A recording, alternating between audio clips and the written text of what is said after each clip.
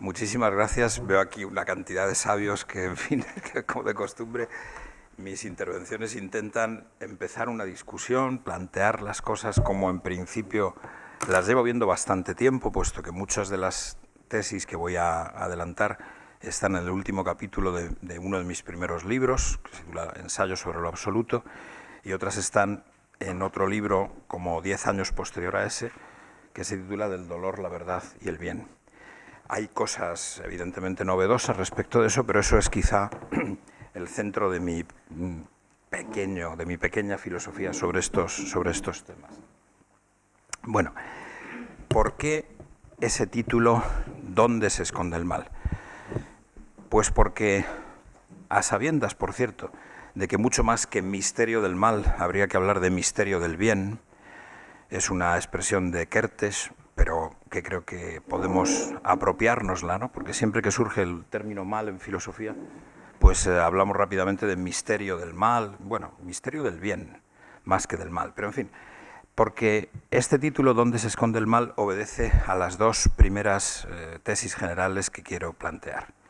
La primera de todas es, si partimos fundamentalmente, claro, no de una teología, no de una metafísica ya hecha, sino más bien de una fenomenología, de nuestro modo de ir conociendo las realidades, pues entonces yo creo que habría que decir a la vez dos cosas que parecen hasta cierto punto contradictorias. El mal es el destructor de sentido. Es decir, cuando se está ya mal, pues hay una privación, pero la causa de la privación es positiva. Es decir, el mal existe como destructor de sentido. Si el bien existe, el mal también existe. Esto es una tesis que a partir de Schelling hemos ido aceptando de unas y de otras maneras y que necesita ser pensada claramente más a fondo. La primera vez que se dice esto, quizá con toda fuerza, es en los ensayos sobre la libertad humana de Schelling, 1809. Bueno, pero la segunda tesis, ¿y qué es? ¿Hay algo así como una experiencia del mal en tanto que mal? Sí, y yo la llamo dolor. Pero es que resulta que cuando uno hace el mal, no sufre. Cuando se hace el mal, gusta hacerlo. Si no gustara hacerlo, no se haría. Si se hace el mal es porque en ese momento, Leibniz lo decía así, de una manera probablemente exagerada, es porque en ese momento, dado nuestro estado de conciencia, nuestro estado de turbación o de lucidez, en ese instante no vemos nada mejor que podamos hacer. Y entonces lo hacemos. Naturalmente luego viene el arrepentimiento, luego viene... Pero en ese momento nos hemos decidido por aquello que nos parecía a pesar de todo mejor, que es por lo que el Talmud, y no solo el Talmud, insisten, también en la teología medieval se insistía en eso, en que cualquier acto malo en realidad significa que uno quiere que Dios no exista, puesto que si lo comete uno piensa que con eso va a tener más ventajas que si existe Dios, existe la ley de Dios y existe el sometimiento a la ley de Dios, y que por tanto cualquier maldad es capaz de, por ejemplo, atraer el diluvio, como de hecho el texto bíblico lo viene a decir. Había mucho mal en el mundo, pues, pero era un mal relativamente, no era Auschwitz todavía, y sin embargo mereció el diluvio. Bueno, o sea, cuando el mal se produce originalmente, la mayor parte de veces no se experimenta como dolor, sino al contrario, no solo porque la venganza sea dulce, sino porque en principio pues cualquiera de nuestras actitudes perversas, en el comienzo, en el origen, cuando se manifiestan, cuando se llevan a cabo, las experimentamos más bien como aquello que nos da la satisfacción de, por ejemplo, castigar por fin al mal con el mal, hacer que retroceda el mal porque nos vengamos en cierto modo de él, combatir al mal de manera tan expresa que, en fin, somos nosotros sus vencedores y él yace como bajo el San Jorge o bajo el San Miguel, ¿no? Bajo nuestro tridente, definitivamente capturado. Bueno, ¿cuál podría ser entonces el paso siguiente que hay que dar? ¿Por qué se puede en principio utilizar solo un término? Esta es una cosa que me han criticado muchas veces, pero yo a pesar de todo resisto a esas críticas, o creo que se pueden asimilar de algún modo. ¿Por qué decir que la experiencia del mal como mal se debe llamar dolor? Por ejemplo, muy recientemente, al menos en la edición española, pero creo que el libro es reciente, el antropólogo francés Le Breton, que es muy interesante siempre, pues ha publicado una antropología del dolor, donde veis una distinción que normalmente pues, se me ha pedido que haga, pero que yo me rehúso a hacer en la medida de lo posible. A lo mejor entre todos los aquí reunidos pues termino saliendo con la distinción hecha, pero en fin, de momento no la veo clara. Ahí Le Breton trata de diferenciar dolor de sufrimiento. Es muy probable que la traducción española, que es de la que yo dispongo, pues esté bastante mal y entonces uno no sabe bien nunca si los términos se están poniendo donde se debe o no, pero la idea general es bastante sencilla. El dolor, por ejemplo, sería fundamentalmente una situación básicamente corporal, hecha a base de sensaciones, mientras que el sufrimiento es el modo en el que el sujeto reacciona respecto del dolor. Entonces uno sufre no tanto porque le duela, sino porque, por ejemplo, al dolerle uno añade el miedo al dolor que va a ir creciendo, o uno añade pues el desasosiego de que la vida tenga menos sentido del que uno creía, porque de repente le sorprende a uno una enfermedad en el mejor momento, está uno escribiendo el libro de su vida y resulta pues que va y se muere, o que da un cáncer, en fin, o como cuando un niño pequeño experimenta la primera enfermedad, ¿no? Un niño absolutamente alegre y de repente ves que no solo que le duela, es que parece que dice, pero bueno, ¿qué es esto? ¿Esto era la vida? Yo creí que la vida era una cosa mucho más fácil y de repente se me muestra en una especie de negatividad que se apaga la alegría de un niño. Y a lo mejor no precisamente porque el dolor sea insufrible o sea continuo, sino porque parece que hay una merma de sentido que se experimenta como tal. Pero si hacemos esa distinción entre dolor y sufrimiento, entonces habría que introducir, Le Breton lo sabe, claro, que a los dolores a los que se encuentra sentido, resulta que, bueno, que los dolores a los que encontramos sentido no serían sufrimiento. Uno no sufre, en realidad, si se deja hacer pedazos con tal de salvar a sus hijos, a sus nietos. Si ya además es salvar simplemente al prójimo, es que ya uno es santo de cabeza, pero en fin, por lo menos por sus nietos haría uno sacrificios enormes. ¿Los experimenta como sufrimientos? No propiamente, pero es que entonces tampoco exactamente como dolores.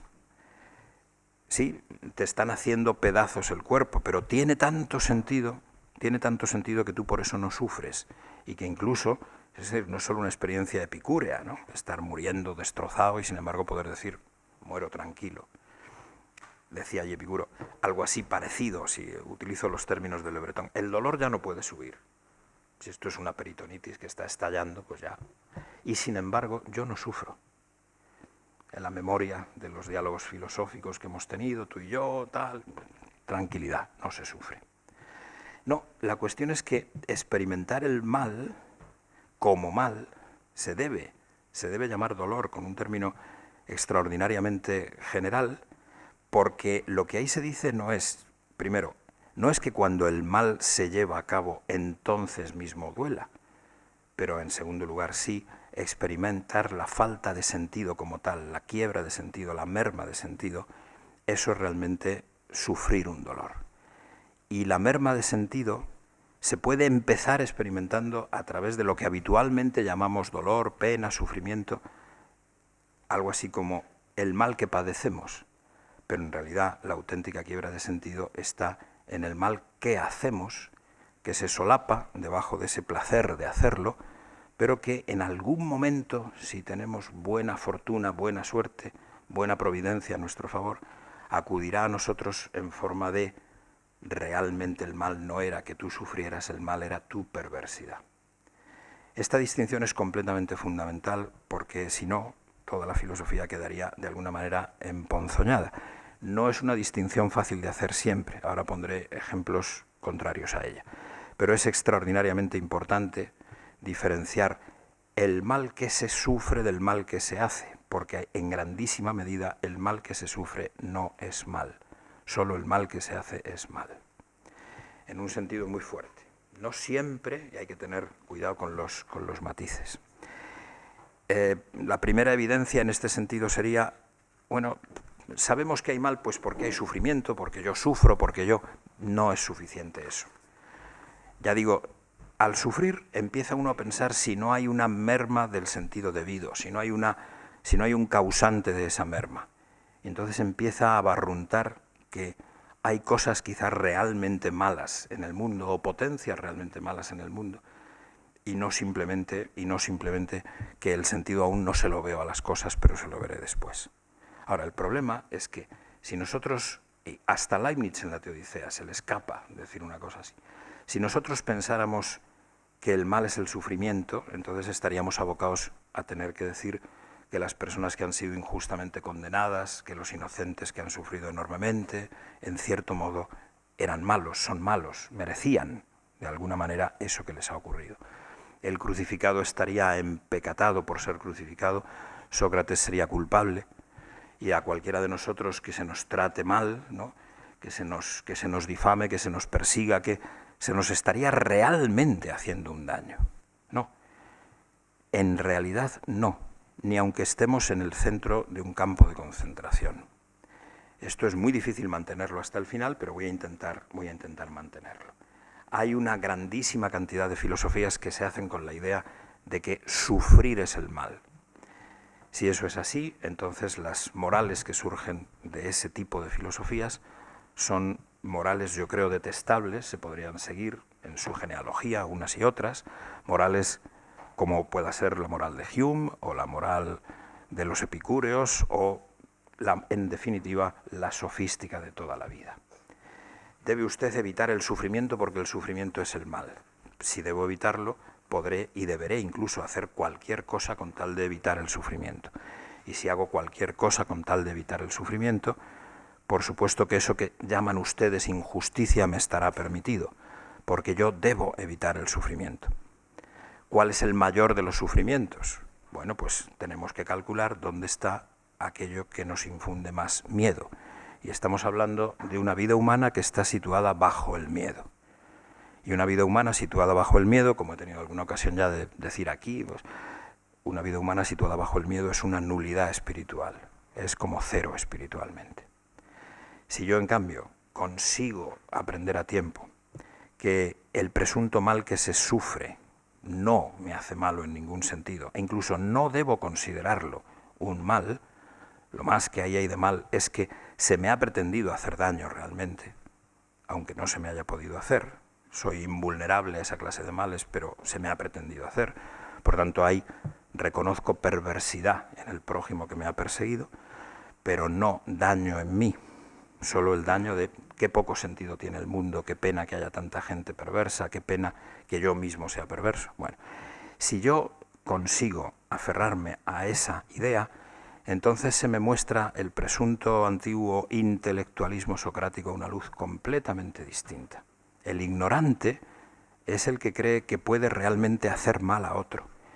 El ignorante es el que cree que puede realmente sufrir mal auténtico por parte de otro, cuando en realidad mal y bien, en el sentido fuerte y pleno del término, solo nos lo podemos hacer nosotros a nosotros mismos. Solo un hombre puede volverse malo o volverse bueno, pero no hay ningún sistema por el que nadie le pueda volver malo ni bueno. Pero en cierto modo todos pensamos que podemos volver a los demás mejores o peores. Esa es la ignorancia capital, esa es la ignorancia a la que yo creo que se refería auténticamente y sobre todo Sócrates cuando hablaba de esa manera tan irónica. Ya sabéis que en Sócrates siempre se trata de ironía, se trata siempre de decir, aún no nos lo hemos pensado bien y voy a emplear aunque sean argumentos malos para que nos lo pensemos bien. Recordad que la primera respuesta de Meleto en el famoso interrogatorio en la defensa es la verdad. Y va Sócrates y la refuta. Es absolutamente esencial considerarlo. Bueno, entonces, volvamos un poco atrás. Sufrir, pues ya está, eso es el daño, eso es el mal. ¿Cómo nos representamos el infierno? Como mero sufrimiento. ¿Qué va? Es una imagen completamente ingenua del infierno. La del Dante, hace un frío espantoso. El diablo tiene unas cerdas congeladas que da asco verlas y más sufrirlas, ¿no? Dante se lo representaba aquello, claro, como el centro del frío, no el centro del calor. Aunque fuera contra la letra del Antiguo Testamento, del Nuevo Testamento, estaba claro que aquello tenía que ser el frío espantoso, la fealdad, etcétera, etcétera. No, señor. El mal es la aniquilación del sentido cuando procede de mí. Por tanto, el infierno es la perversidad en estado puro, una perversidad que quizá ni se note como perversidad. Es simplemente el alejamiento total de Dios, o quizá es la aniquilación completa. A mí me gusta ese tipo de escatología antigua en que se decía, bueno, es que los malos no resucitan, no, si es que sencillamente se han agotado y se han aniquilado. Aunque sea difícil compatibilizar eso con una teología en la que, en cierto modo, todo tiene que ser salvado por Dios, todo tiene que tener, no puede haber unas mermas del divino sentido de la realidad. Bueno, yo diría que ese es como el planteamiento global de la cuestión, y que por tanto es muy habitual que estemos todos prendidos en una sorprendente idea falsa del mal, que es muy evidentemente falsa, pero que a todos nos incumbe. ¿Qué temes? Yo debiera contestar, me temo a mí mismo. O temo cuando veo que hay gente que hace sufrir a otra, y como yo no estoy dentro de ellos, no sé si se han dado cuenta suficientemente de cosas que podrán ser elementales, pero tiene uno que vivir para haberlas conocido. No las puede de antemano, a priori, saber, ¿no? Pues entonces temo ciertamente que la enfermedad disminuya el sentido para tal o tal persona, que tal o tal persona quede tentada, gravísimamente tentada y sucumba. Entonces tengo miedo por los demás, pero fundamentalmente debo temerme a mí mismo, porque lo que sí que tiene el dolor es una incitación muy fuerte, ya que de alguna manera nos enseña que hay menos sentido del que debiera haber, o que hay alguien que está restando sentido, o que hay algo que está restando sentido, tiene una potencia de tentación muy grande. Y si me torturan, me puedo volver cómplice de mi torturador, no precisamente porque me rinda y le diga lo que él quiere, sino porque esté deseando torturarlo.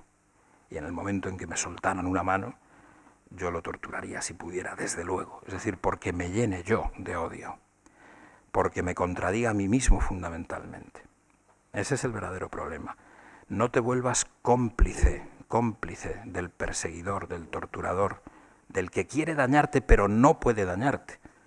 Si crees que sí puede, a partir de ese momento empiezas a convertirte en su cómplice, en tu destructor, y querrías tú también destruirlo a él, en la ignorancia de que, esto es la enseñanza socrática capital, de que nadie puede hacer bueno a nadie desde fuera, nadie puede hacer malo a nadie desde fuera.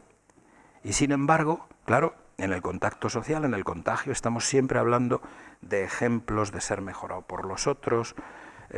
Yo me burlo a veces de como en Harvard hay una Faculty of Divinity. Entonces, hombre, caramba, matricularse en una facultad, yo creo que es Andamaso, espero que no dé ese paso adelante, pero aquí también, en fin, hay cursos de divinidad, ¿no? Y a uno lo vuelven bueno previo pago de muchísimos dólares, ciertamente, claro, si a uno le vuelven bueno de esas maneras mecánicas, pues habría que pagar millones y millones. Este es el error básico.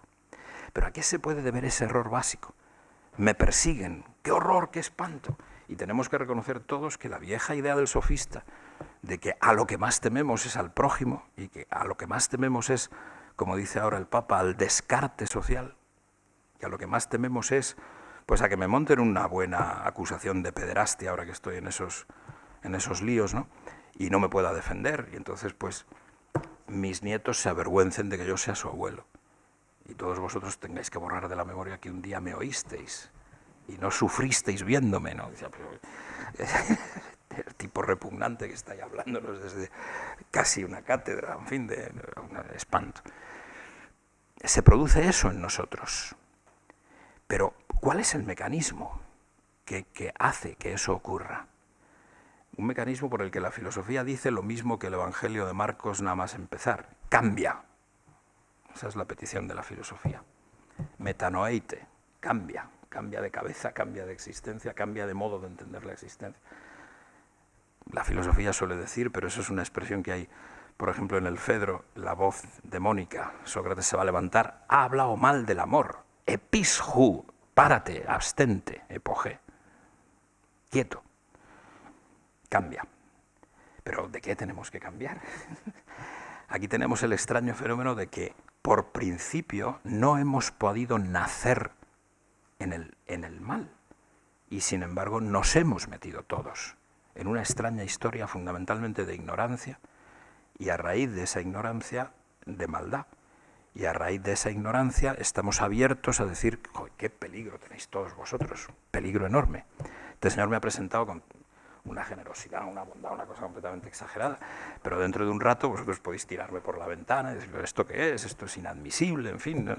Y entonces, pues bueno, si además me matáis, pues yo diría, hombre, pues, realmente he hecho un pan con unas tortas, con venir a Santa Bárbara esta tarde, pero me lleno de miedo por la consideración social. No me acuerdo de las viejas extraordinarias tesis de los cínicos, que me gustan tanto, y por eso, como creo que alguna vez he dicho incluso aquí, los alemanes han inventado dos palabras, una para el cinismo originario y otra para lo que llamamos los cínicos. El cinismo originario, como sabéis, dice muy bien, mira, digno de un rey es estar haciendo el bien y que todos hablen mal de ti. Eso es lo que es digno de un rey. Ya partir de la mala fama es estupendo. O la famosa queja que me encanta, ¿no? Salir a la calle desesperado y decir, Dios mío, le gusto a todo el mundo, ¿qué he hecho yo mal? ¿Hasta qué punto he sido perverso que le gusta a todo el mundo? Bueno, eso es esencial, eso es esencial. Eso son las bromas de mal gusto de Diógenes, eso yo lo atribuyo al santo Antístenes. Distinción que los filólogos me prohibirían hacer, pero no sé si hay aquí algún filólogo de San Justino, creo que no, pero que sin embargo yo hago. Una cosa es las barrabasadas de Diógenes y otra cosa es la santidad de Antístenes. Bueno, ¿por qué se nos ha olvidado algo tan esencial como que nadie me puede dañar propiamente más que yo a mí mismo? Y yo no puedo mejorar a nadie, haga lo que haga. Puedo naturalmente ser una ocasión, una oportunidad, puedo ser muchas otras cosas, pero no puedo ser, esto es el comentario de Kierkegaard a Platón, ¿no? No puedo ser un maestro de nadie, no puedo serlo. Pensar que lo soy es que yo soy un sofista, no puedo serlo. Eso solo el Dios, o solo el diablo, pero bueno, ya veremos que ahí hay una diferencia muy grave. Pero no yo, haga lo que haga. Esto es esencial, completamente esencial. ¿Por qué ese olvido? ¿Por qué cuesta trabajo saber esto? ¿Por qué, en el fondo, hasta cierto punto, la verdadera conversión filosófica no es, uy, estás en la actitud natural, no te enteras de nada? No, la verdadera conversión filosófica es, has entendido mal lo que son el bien y el mal. Los has perdido de vista, te has despistado de eso. Eso es mucho más importante que a lo mejor el error de partir de que el mundo nos está presente solo a través de sensaciones e interpretaciones, en vez de a partir de la Zuhändenheit, etcétera, etcétera. Hablo en heideggerés por un momento, pero se entiende. ¿No? Es fundamental, es mucho más importante esto otro, porque además marca lo que es la idea de la filosofía, marca lo que es la idea de la vida espiritual, y además también induce a una relación profundísima entre filosofía primera, filosofía de la religión, teología cristiana, precisamente, de una manera extraordinariamente fuerte. Veamos, hay dos o tres cosas ahí fundamentales. ¿Qué tiempo dispongo? ¿45 minutos? ¿Una cosa así? Te queda media hora si quieres, incluso más. Si os aburrís, me callo, y sobre todo si queréis, pero si preguntáis antes de que haya terminado, una cierta coherencia de discurso va a ir mal, porque os voy a decir, callaos, tengo que continuar. Bueno, las ideas fundamentales creo que serían la primera de todas. Temo que nosotros, es algo que también he repetido muchas veces, ¿no? Que cualquiera que me haya leído pues puede dormir, en fin, no. Temo que por mucho que decimos, yo quiero ser dichoso, quiero la felicidad, quiero la plenitud de la felicidad, lo que en realidad estoy diciendo es, no tengo ni idea de en qué consiste la felicidad, pero sí sé muy bien qué no quiero. Esto es, creo, esencial. Sabemos muchísimo mejor lo que tememos que lo que anhelamos. Si decimos, por ejemplo, elegantemente, no, yo lo que anhelo es ser amado. No, es una vieja broma de Kierkegaard, que esa sí me la habéis oído seguro, porque aunque no venga a cuento, yo la traigo. Si alguien te ama, tienes un problema. Kierkegaard dice, si alguien te odia, no, el problema es suyo, pero si alguien te ama, tienes un problema. Claro. Pensad que todos me amarais profundamente, ¿qué hago yo? No hay tiempo, no me puedo distribuir. O sea, de aquí hay que elegir. Los más altos primero, los más bajos después, yo qué sé, ¿no? Es imposible destrozar la vida, eso solo el Cristo, pero yo no puedo destrozarla hasta ese punto. Se pueden tener amigos en todas partes, pero la verdad es que es agobiante porque estás quedando mal con todos todo el tiempo, ¿no? Bueno, es una situación lamentable. ¿Qué quiero yo? ¿Ser amado realmente? Nueva broma maravillosa de Kierkegaard. Te están amando con un amor absoluto. Pues naturalmente ese amor es desgraciado, porque a ti un amor absoluto, vamos, es que ni se te ocurre cómo puedas acogerlo, ni cómo puedas vivirlo, ni cómo puedas responder a él. Así que para empezar, si el amor de Dios es absoluto y a todos, el amor de Dios es desdichado. Dios sufre todo el tiempo, además. Bueno, dejemos eso aparte. No, yo no sé en qué consistiría el cielo. Esto es un tema extremadamente interesante, por ejemplo, en Unamuno, no solo en Kierkegaard, no solo en Platón, no solo en la Biblia. A lo que habría que aspirar, o lo que Dios tiene destinado para nosotros, puedo ahí introducir a Dios incluso fenomenológicamente, es algo que ni el más puro corazón humano es capaz de anhelar. Justo la radical trascendencia del bien absoluto, del bien perfecto, que es la lección central del platonismo, razón por la cual ningún heideggeriano entiende a Platón, pues es precisamente esa. No lo puedo querer con precisión, no lo veo, está desde el fondo de la caverna, y siempre estamos muy al fondo de la caverna, no hay manera de saber en qué consiste, solo sé que es la luz que ilumina el resto, pero sé también, o he experimentado también, que esa luz se puede quedar velada por infinidad justamente de sufrimientos, de miedos que me aparten del objetivo y que me hayan hecho, no ya solo decimos en castellano, ya sabéis que todos nuestros refranes son blasfemos y la mitad de nuestras expresiones corrientes también, he metido la pata, no has metido la pata, has hecho algo mucho más grave que meter la pata, has sido malo, aunque no hayas podido dañar a nadie, pero en fin, quererlo lo has querido, has hecho todo lo posible, y incluso las repercusiones pueden haberse vuelto trágicas, porque alguien te pueda decir, oye, yo confiaba en ti, me has enseñado a no confiar nunca más en nadie. Bueno, culpa suya, sí, pero yo he puesto de mi parte todo lo posible. He conseguido que se rinda a su torturador, mi víctima. Eso es el problema. Bueno, no, yo creo que en cambio tenemos una lucidez extraordinaria para lo que no queremos. Para lo que sí queremos, no es solo el Nuevo Testamento, no es solo Platón, no es solo, sino es nuestra experiencia. No sé en qué consiste. Podemos hacer un montón de bromas, si queréis, sobre el cielo, que estarían permitidas y no serían blasfemas. ¿Cómo van a estar en el cielo las personas que me han querido obsesivamente de manera que yo tenía que pertenecerles solo a ellas? ¿A quién? ¿A 17? Mi madre, 3 novias y 4... Imposible, o sea, no me puedo hacer una idea del cielo. En cambio, sé muy bien lo que no quiero. Lo sé demasiado bien.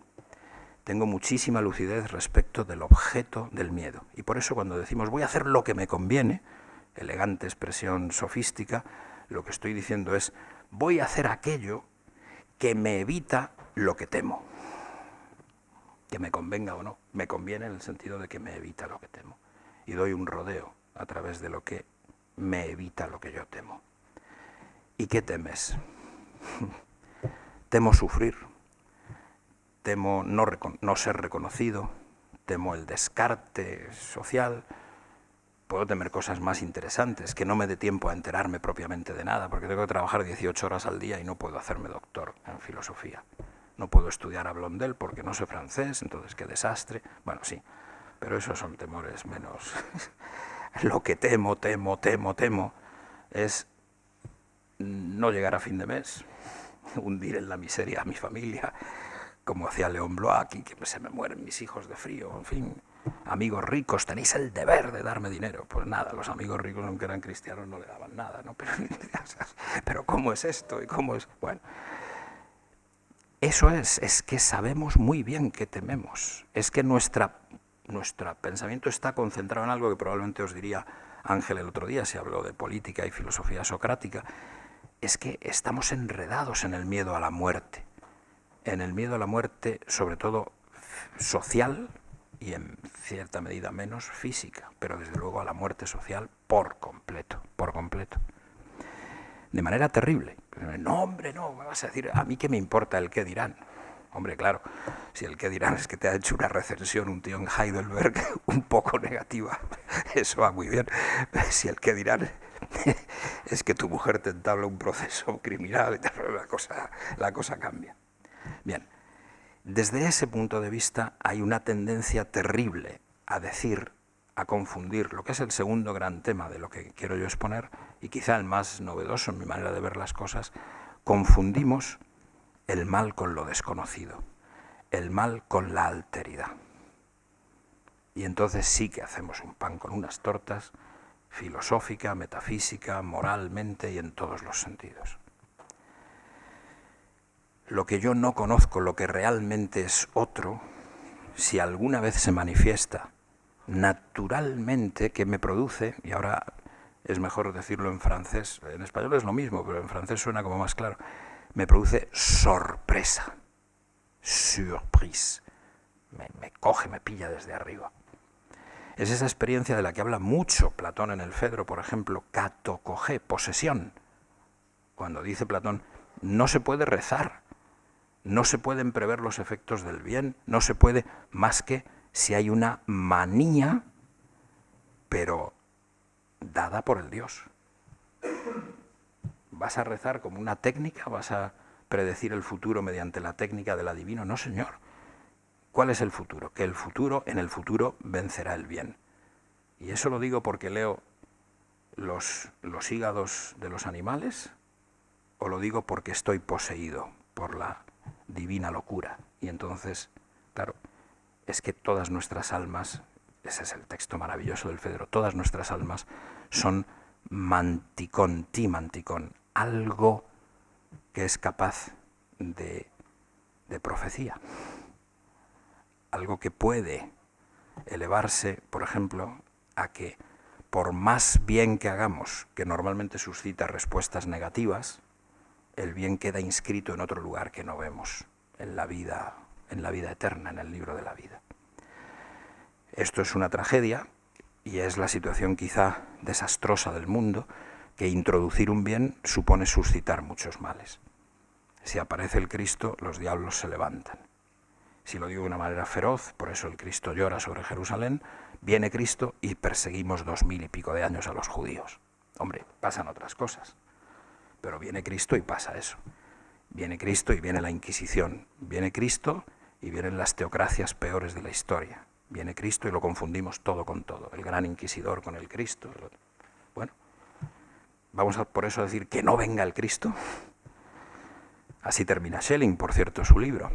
Oiga, si no quieren ustedes que haya un muy positivo mal en la historia, lo que no quieren es que haya amor, lo que no quieren es que haya Dios.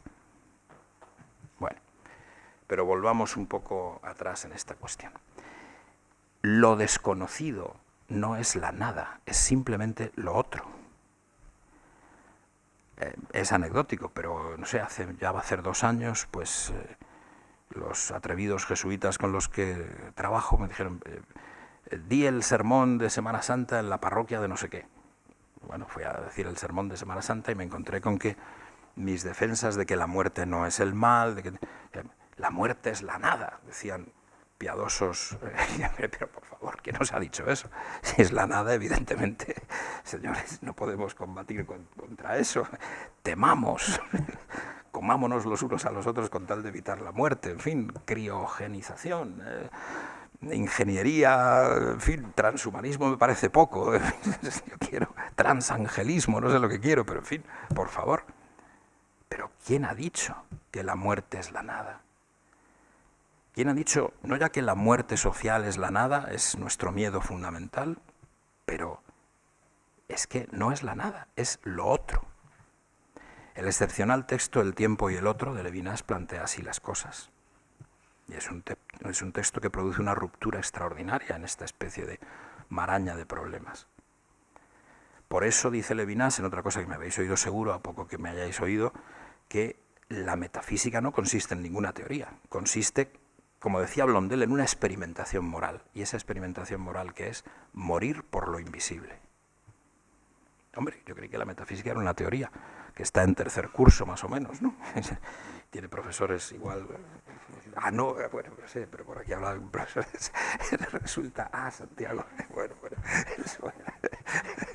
Bueno, pues resulta que a lo mejor es la experimentación moral, a la manera en que lo dice Blondel, y es en definitiva mucho más una existencia que no una teoría sobre la existencia. Aunque claro, la metafísica del libro es una teoría sobre la existencia que no iguala a la vida, que es una doctrina sobre la vida, pero no iguala a la vida. Bueno, bien, pero vuelvo a lo de antes, es que la alteridad se confunde con la negatividad, o se confunde con la nada, cuando precisamente la alteridad, lo que nos sorprende, lo que nos posee, puede ser tanto una catástrofe de sinsentido, de no sentido, como una catástrofe de demasiado sentido, de amor absoluto o de donación excesivamente generosa. Perdón que tengo ocupada la única silla que queda libre, siéntate ahí.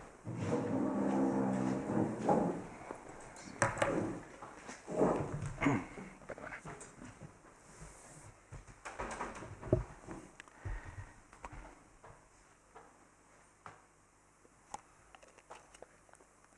Bueno, eso es extraordinariamente importante.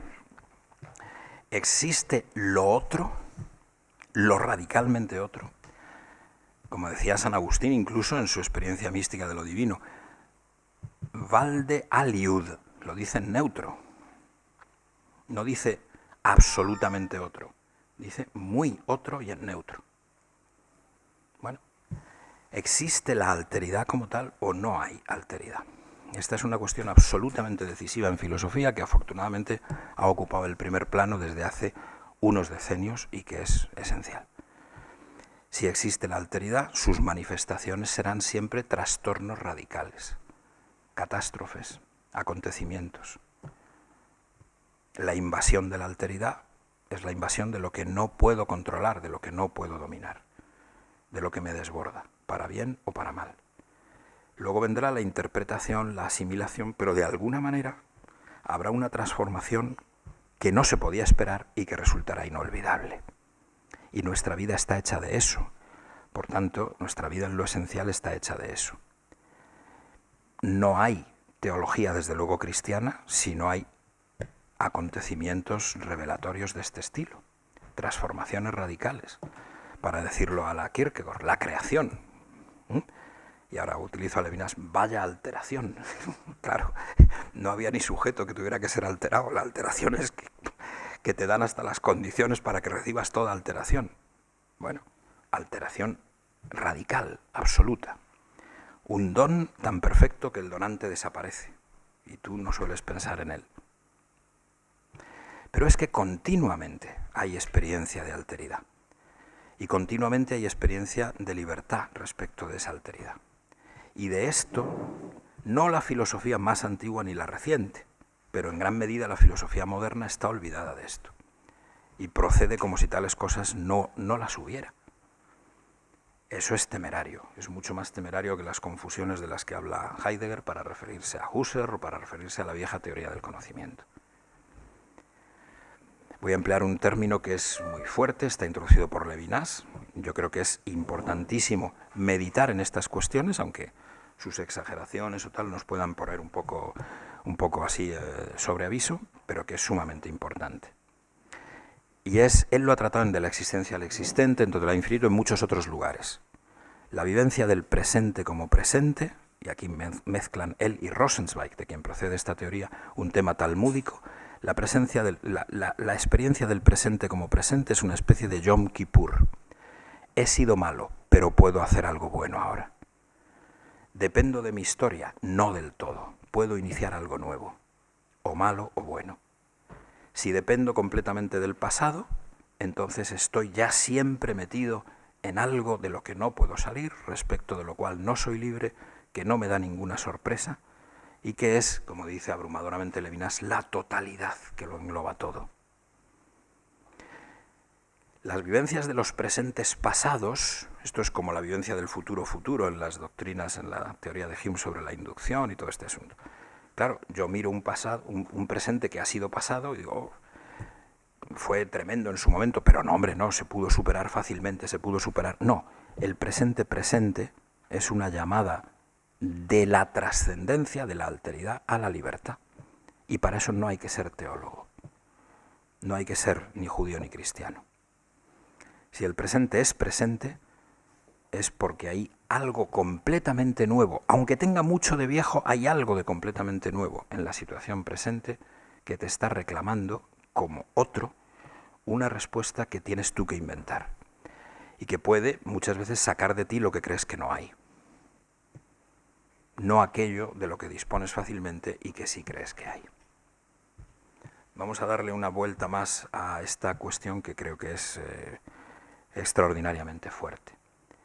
Reconocer la alteridad como alteridad, pues claro, se parece un poco a la vivencia del miedo. Es que más vale lo malo conocido que lo bueno por conocer. Esto es una cosa que no se puede decir con tranquilidad, vamos, eso es una barbaridad como ninguna. Más vale lo malo conocido que lo bueno por conocer. Y sin embargo, pues ahí estamos todos como refugiados en eso. Por favor, novedades no. Todo pesimista se vuelve un conservador. Esto es una cuestión absolutamente elemental. Yo era revolucionario, la revolución fracasa, todos los héroes han muerto. Caramba, me he vuelto archiconservador. Ahora ya soy solo partidario de Schopenhauer. Ya lo demás no existe. Bueno, bien. Una experiencia de la vida ridícula o sacada de quicio. ¿De acuerdo? Pero el no querer reconocer la alteridad es un movimiento de defensa extraordinariamente fuerte. Un filósofo contemporáneo, Maldiné, dice precisamente que como en cierto modo todo presente nos pone en crisis, el tipo, como el estoico, que cree que respecto de todas las crisis se ha vuelto invulnerable, es literalmente un psicópata. Eso es fundamental. Tienes que estar abierto a lo otro y a la libertad. Y por tanto, no eres invulnerable, no te controlas, de ahí lo del miedo a uno mismo, de ahí muchos otros fenómenos de este estilo, y si no, en realidad se trata de psicopatía. A mí no me puede pasar nada que me afecte. No, he dicho, a mí nadie me puede hacer malo, pero también he dicho, yo soy débil. Me tengo miedo a mí mismo, claro. Hombre, claro, por supuesto. A volverme imbécil, perezoso, no sé cuántas cosas más, ¿no? Siempre hay un amigo, eso es de las pocas cosas buenas, pero no es un refrán, no ha conseguido el rango de refrán en España. Si dicen 3 veces que eres muy bueno, ya te has vuelto idiota. Bueno, eso debería ser un refrán, pero no consigue, no entra en nuestra cabeza. Bien. Esa confusión, no quiero reconocer la alteridad. En cierto modo quiero explicar la libertad o, para reconocerme libre, por favor, que me demuestren que soy libre. No. Haga usted libertad. Introdúzcala usted. No necesito una demostración. Una cosa que he dicho como 4 millones de veces es la broma del Mairena. Debo amar al prójimo. Bueno, demostremos que existe primero. Eso es absolutamente, eso es tumbativo, cualquiera debe usarlo frecuentemente porque ahí está la clave de todo esto. Es aquello por lo que Kant es grande. La demostración no alcanza a demostrar la libertad, hágala. Bueno, estamos partidos, despreciemos la teoría del conocimiento de Kant si queréis, con Heidegger, con Husserl y con otros, pero es otro. Es muy fuerte, es enormemente fuerte. Bueno, miedo a la alteridad. Y si hay miedo a la alteridad, hay miedo a la libertad, hay miedo a la sorpresa, hay miedo, por supuesto, al adviento de Dios, hay miedo al amor.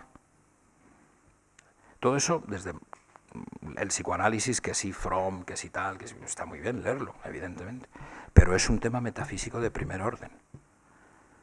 Si no hubiera lo desconocido que se nos presenta, nuestra vida tendría toda un aspecto diferente. Y sin embargo pensamos siempre en la filosofía como una doctrina a priori que se pudiera hacer sin sorpresas, acontecimientos, avatares, culpas, recuperaciones. Por eso decía Kierkegaard, a mí me vale más la filosofía segunda que la primera.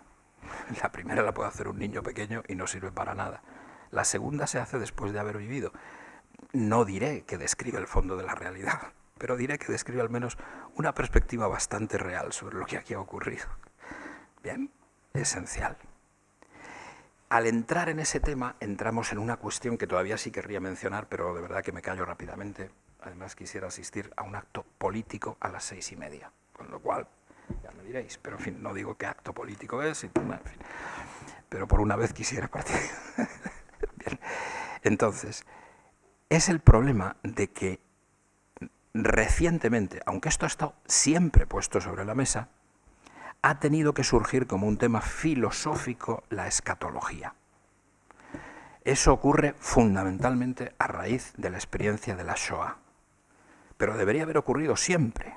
En cierto modo está en la teología medieval de algunas formas, no tan explícitamente, también es porque yo sé poca teología medieval como para poder decir eso, poca filosofía medieval, poca filosofía patrística. Se siguen publicando libros bastante malos sobre la metafísica de los padres de la Iglesia. Uno lo acaba de publicar, Sígueme, pues es bastante malo. Bueno, no ha sido consejo mío, eso al menos me libra de... Bueno, ¿a qué me estoy refiriendo? A la distinción con la que empieza totalidad e infinito. Tenemos una identidad moral. Somos buenos padres de familia, buenos profesores de San Damaso, buenos doctorandos, buenos seminaristas. Bien, llamamos eso moral, nuestra identidad moral. Y ahora viene la terrible objetividad de la guerra, la persecución, el sufrimiento, el dolor. ¿Y qué ocurre? Entonces Levinas se atreve a decir, esa es la patencia misma del ser, esa es la patencia de lo real. Lo real es lo que destruye las ilusiones. Bueno, ya decía Heráclito, hombre, mis opiniones son mis juguetes, y estoy dormido y haciéndome pis, porque estoy entre borracho y haciéndome pis, porque soy un niño pequeño, entonces tengo mis opiniones, ¿no? Ahí estoy refugiado. Vale, llega la realidad. Hombre, estoy siempre en la realidad siempre es fuerte. Este alumno hoy me ha insultado, esto es terrible. Sí, bueno, ahora viene Hitler, no el alumno que te ha insultado. Ahora viene la desgracia completa, ahora viene la cruz, ahora viene...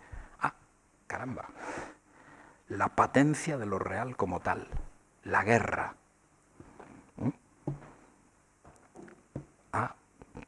Polemos panton pater. Sí, pero no hace falta citar a Heráclito. Es que viene la guerra. Y hasta, yo qué sé, Peggy. Ejemplo dolorosísimo, porque era un santo varón. Era este que decía, si tienes el mes que viene asegurado, tú no eres un cristiano. Bueno, en fin, es un poco fuerte como expresión. Aquí no habría quizá ningún cristiano. Pero bueno, modestamente intentamos y tal, bueno. Pero Peggy murió en el frente, mandando a sus soldados tirar. Por lo visto, su última frase fue «Tirez, nom de Dieu». Balazo en la frente. Es triste, muy triste, durísimo. Otros dicen, también Sócrates fue a la guerra. Bueno, bien. De acuerdo.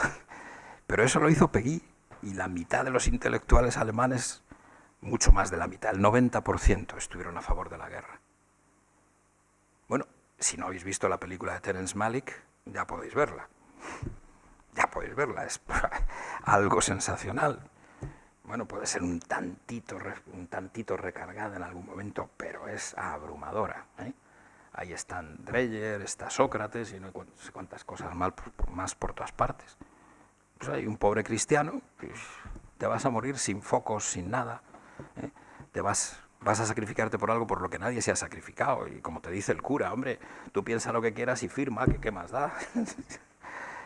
Es solo ante el peligro, pero en serio. Y además, como la historia es real y encima ha sido beatificado, cosa absolutamente elemental, pues que es una beatificación que empecata al 99,9% de los alemanes, pero en fin, y de toda Europa. Bueno, bien, así somos. Bien. Llega eso. La moral se perturba. Puedo leeros algunas frases extraordinarias de las 2 primeras páginas del texto de Levinas.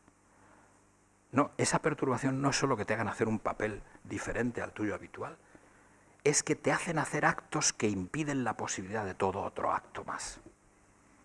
Llega a decirlo. O sea, consiste en que te quiebran el espinazo de tu identidad moral. Tú te dejas hacer, total. Entregue usted a los judíos de su barrio. Sí, hombre, no faltaba más. Ya veremos, yo no hago el daño se lo hará a quien quiera. Bueno, muy bien, perfecto, estupendo. llega eso y todos sucumbimos. Otra expresión que me habéis oído 4 millones de veces. No estoy haciendo esto para que no me volváis a invitar, pero los santos son los que se mueren antes del final. Experiencia del campo de concentración. Si se sufre hasta un punto excesivo, haces traición a todo. Fue la experiencia de Elie Wiesel, la cuenta tal cual. Abandoné a mi padre, lo mataron. ¿Qué sentí? Alivio. ¿Qué sentí? Que me había muerto. Y conmigo Dios, el sentido, la felicidad y todo, para siempre. Luego hay una posible remontada ya, pero en ese momento se sucumbe. Cuando el año pasado, espero que lo hayáis visto, si sois teólogos y metafísicos, por Dios, ¿no? La exposición sobre Auschwitz. La gente rezaba el Shema, pero a continuación se lanzaban unos sobre los otros intentando buscar el aire, y quizá el que había rezado el Shema se subía sobre el cuello de los demás con la misma ligereza, pero se rezaba el Shema. A veces. Se podía maldecir a Dios o se podía celebrar a Dios. Se podía decir, todo esto, nosotros somos una pregunta terrible. Y había un judío cerca que decía, a ver si vamos a ser la respuesta. A ver si el Mesías no se murió hace 2000 años que lo pisó el Papa al salir de Sant'Angelo un día, ¿no? Estaba ahí el pobre, tal, y era el Mesías, pero se perdió la ocasión. Y ni el judío ni el cristiano se han enterado, porque ya vino y no, da igual.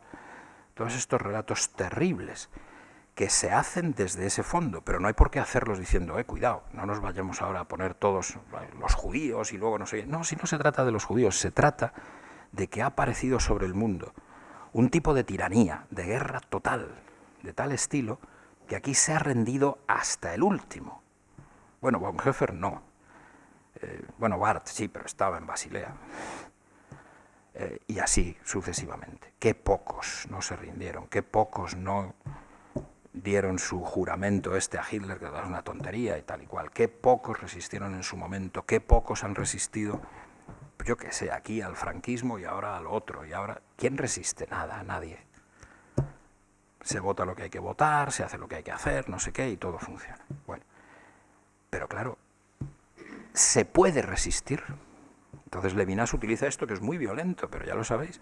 Hay la evidencia de la guerra, de la totalidad que lo engloba todo, que impide el martirio, el presente, que no es la alteridad, es algo así como la historia cayéndote encima, englobándote y diciendo lo que tú significas es lo que significas históricamente. Y ya está. Esto es lo perverso en Hegel, perdón, habrá hegelianos, pero en fin, es... Y frente a eso, ¿y si tú resistes? ¿De dónde te vendrá eso? Claro, Levinas habla de la evidencia de la guerra, de la náusea del ser, y de la certeza de la paz escatológica. Y añade una cosa extraordinaria. En la paz nunca has estado. O sea, no se trata de volver a ningún paraíso. Se trata del futuro otro, del futuro absoluto, de lo desconocido. Si no tienes certeza de la paz escatológica, no puedes resistir. No tienes, y esto no es un problema teológico, es un problema filosófico. Esa es la clave. De repente, la escatología se nos ha vuelto problema filosófico. A esto llama Levinas ética. Bueno, si queréis, sí, es una reflexión sobre la moral, pero una reflexión tan radical que... Me han quitado mi casa moral, ya no tengo... Espere, resista. ¿En nombre de qué? Yo qué sé. En nombre de la paz, en nombre del bien perfecto. Pero el bien perfecto no era eso, y ahora vienen los adversarios de Platón, no era eso que en realidad está vuelto de espaldas a todo, que bueno, uno lo sigue con Eros, pero el pobrecito es solo una idea, un poco de tranquilidad. No vaya a ser que ese objeto, que no es personal, que está por encima de todo, de alguna manera haya querido ser difusivo de sí mismo. No vaya a consistir en agape en vez de en eros, porque hay sugerencias de eso en el simposio. Es que Platón había conocido. No solo le mataron a Sócrates, luego le mataron a su mejor amigo, por haber intentado hacer el bien, y es lo que nos cuenta en la carta séptima. No cuenta sus aventuras metafísicas, cuenta, si queréis, la historia con todos sus adornos. Primero fui y me encerraron, después fui y me vendieron como esclavo, después fui y me mataron a mi mejor amigo. Ese es el resumen de mi vida. Bueno, se había asistido a Auschwitz en la guerra del Peloponeso, y lo que se hace es matar a Sócrates. Estamos en este mundo, como veis, de sí, sufrimiento, perversidad. Si la filosofía no es una resistencia escatológica frente a todo esto, ¿qué demonios es? ¿Se puede reparar el mundo sin una especie de esperanza absoluta? Para empezar, filosófica, porque si digo, no, esto es solo una fe. Entonces viene el neopositivismo, se ve que tienes un tercer ojo, tío, que ves ahí un triángulo, que no sé qué. Que no. Es la certeza de la paz escatológica como engranaje esencial de la filosofía. Y esto, vuelvo a Sócrates, nadie te lo puede meter, nadie como no sea el bien mismo. No lo puedes adquirir viviendo. Es tu maestro interior que está de siempre ahí, pero no te habías dado cuenta. No hay hombre que te pueda meter esta alianza anárquica prepersonal, expresiones que son de Levinas, de Simone Weil. Nadie te puede poner esta anárquica alianza con el bien perfecto, de la que no eres consciente, de la que... pero es otra relación, eso se le escapa decirlo a Levinas en el Prólogo Total e Infinito, es otra relación con el ser. El ser no es solo la totalidad englobante, tal. Y como es otra relación, él dice original y originaria, anárquica, sin principio, previa a todo, intemporal, de creación, pero no reconocida como tal, entonces eso tiene de alguna manera que estar ya impregnando nuestra realidad cotidiana, aunque no lo parezca. O sea, no tenemos que esperar a Hitler.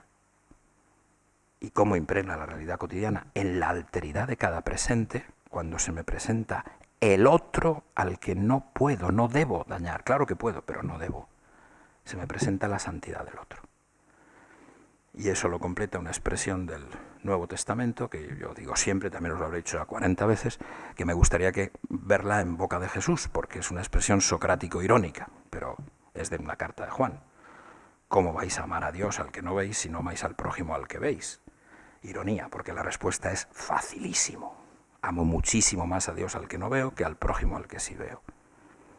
Falso de toda falsedad. Falso, infinitamente falso. ¿Qué te dice eso? Que la puerta para Dios no es la soledad, es el amor al prójimo. Que la alteridad es la alteridad de cada momento por el deber sagrado, el deber santo que te plantea el prójimo. Que a ti eso no te lo ha parecido, porque te ha parecido que, no sé, que amar al prójimo no es una cosa tan costosa. Pero está siendo, de alguna manera, el germen de una posible resistencia infinita al mal. Resistencia infinita a volverte cómplice del mal. Y sin embargo, no nos volvemos nunca invulnerables. Como estamos siempre vivos, hay siempre presentes llenos de alteridad y reacción libre. En mi primer libro decía yo, una de las formas terribles del mal es la presencia de las tentaciones monstruosas. Hombre, después de 60 años de lucha, en fin, no me presentes, pues las tentaciones de San Antonio y tal son una señorita, no, hay cosas mucho peores que esas. Pues hombre, tendría yo derecho a que por lo menos no se me ocurran ciertas tentaciones, pues van y se me ocurren. Vaya por Dios. ¿De dónde procede todo eso? Bueno, llevo más de una hora hablando, yo creo que están horrorizados. Muchas gracias, Miguel. Si alguno quiere ofrecer alguna resistencia escatológica al mal en forma de pregunta, puede hacerla.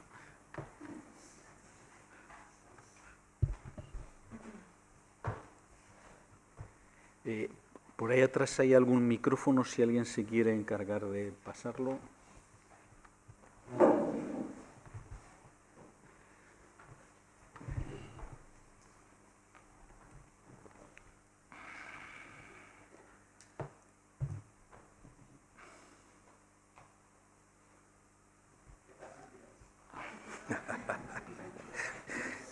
transmisión de vuestro silencio.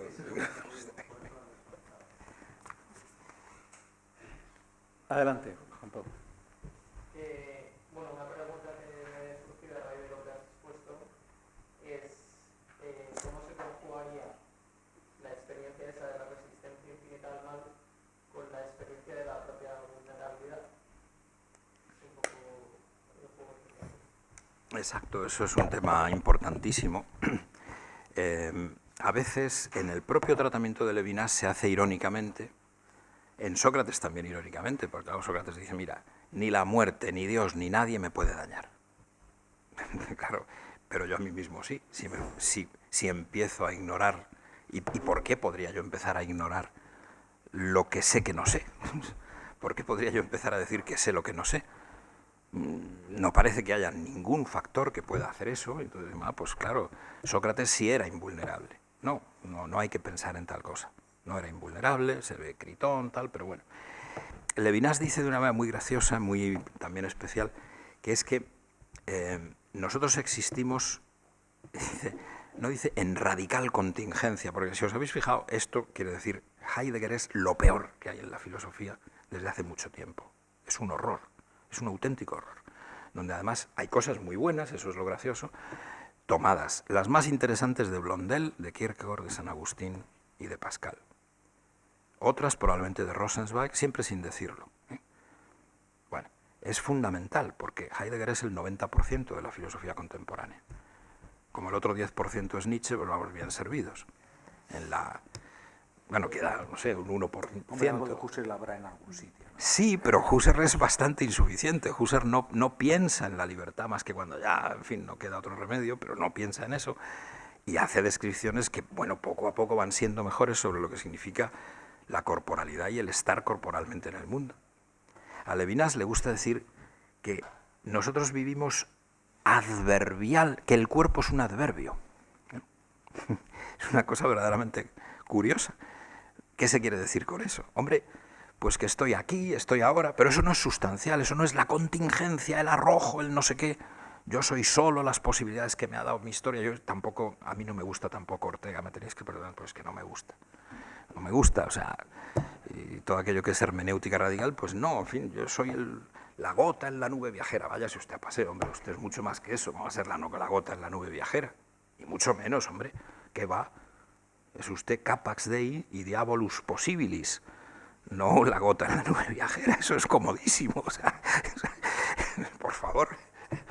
O no me gustan nada las expresiones de García Morente en el ensayo sobre la vida privada, es un disparate de arriba abajo. Pero aquí nosotros somos muy ingenuos, hombre, hay filosofía en español, vamos a ella, bueno, en fin, es evidentemente mejor, yo qué sé, Zuir y en fin, otras cosas, pero en fin. Entonces, eso de la existencia adverbial en el cuerpo, es esta especie de extraña vulnerabilidad. Estoy aquí, vaya hombre, me gustaría estar en Acapulco al sol, no, estoy aquí. Estoy ahora, ay, qué pena, no, mejor, porque estoy después de Auschwitz, por lo menos de eso no soy responsable. Veremos de qué sí estamos siendo responsables. Pero bueno, de eso no. Hay su ventaja. En estar ahora hay grandes ventajas, desde el punto de vista espiritual, enormes. Ahora nadie quiere filosofía, la filosofía está en uno de sus mejores momentos. Bueno, supongo que la teología también. Como nadie la quiere tampoco, pues es difícil valorar esa situación. Si existimos adverbialmente en el cuerpo, de manera muy fuerte, sí, aquí, ahora, con estos condicionamientos, con estas debilidades, con estas... Todo eso es muy importante. Simplemente limita nuestra existencia, limita nuestra lucidez, pero no nuestra certeza sobre el bien escatológico. Lo que pasa es que incluso eso es evidente, que yo tengo un lado abierto a que me digan, te voy a matar de hambre, tú verás. Y yo ya sé que cuando uno lo matan de hambre, pues uno busca el pan mucho antes que el sentido de las cosas. Es una pena. Pero toda esa situación Kant mismo la describe como todo aquello que son condiciones hacia el bien en nosotros, no como condiciones hacia el mal. Bueno, sería un poco esa la respuesta. Esta vulnerabilidad es interesante precisamente porque la alteridad queda fuera de mi marco de acción. La libertad queda fuera de mi marco de acción. Esto es Hay mucho más en la realidad de lo que yo conozco de ella. Mucho más bien y también agentes de mal mucho peores. A mí me gusta, es una cosa que me habéis oído otras veces en los seminarios estos de los sábados, ¿no? Esta cuestión de Yaniv Lacoste, que dice, bueno, tenemos un montón de regiones ónticas, ¿y cuáles van a ser las que nos encontremos después de morirnos? Oiga, a lo mejor no podemos hacer todavía una ontología suficiente, porque la cuestión del ser planteada, cuando igual nos faltan regiones ónticas absolutamente nuevas por explorar, en fin, de momento, por ejemplo, que haya alteridad y que haya libertad es justo lo que nos vuelve también vulnerables. Pero es la condición de posibilidad del amor, de la respuesta heroica, de la certeza de la paz escatológica. Es una trama, ¿eh?, en que el problema teológico más grave es que habría que reconocer que Dios deja devorar el sentido de su creación de alguna manera por el mal, que el mal le da dentelladas auténticas, irrecuperables, y que en eso consiste la omnipotencia y la trascendencia de Dios en gran medida. Dios, pues mira, si tú quieres ser malo, ya puedo yo hacer... malo, malísimo, vamos, o sea... No te podría contestar. Siempre es qué es amor, qué es libertad y qué es la adverbialidad de nuestra existencia. Aquí, ahora, en estas condiciones biológicas, en esta herencia, en esta lengua, en este momento, todo eso. Pero que no nos deja en condiciones de no ser un sujeto de sentido infinito, y que en realidad está jugando su sentido infinito a cada momento, en cada instante. Eso. Rosario. Hola. A ver si podría explicar un poquito mejor en qué sentido es la patología filosófica, ¿no? Porque estoy completamente de acuerdo con la idea de que solo somos capaces de resistir en orden a una escatología. Pero claro, a mí me parece que más bien, digamos, hay un elemento teológico en el sentido de que lo que me permite resistir es la certeza de que el bien triunfará en la historia, ¿no? En todo, que todo se ha renovado. Ese dato, en la medida en que es independiente contingente, o lo sé por revelación o tengo incertidumbre, ¿no? Entonces, ¿por qué te parece que sería una cuestión más filosófica que teológica? Bueno, es que he dicho escatología porque a lo que se refiere esto es a que quien se atreva a intentar realizar el bien, aun sin estar seguro de estar realizándolo, aun suponiendo que cada vez que el bien inventa algo, el mal aprovecha ese invento para 100.000 barrabasadas, ¿no? Todo eso. Sin embargo, hace una apuesta filosófica, no ya por el triunfo último del bien, sino porque en el momento del presente yo pueda introducir algo radicalmente bueno, por malo que sea. O sea, de lo que se trata es de que esto es un futuro absoluto que no repite ningún pasado. No es tanto una visión, a eso llamaría Levinas un complemento en la evidencia del ser al sentido lamentable de la historia. Y Levinas diría, ni hablar, no va por ahí, no puede ir por ahí, ¿eh? Sería un poco el principio de la respuesta.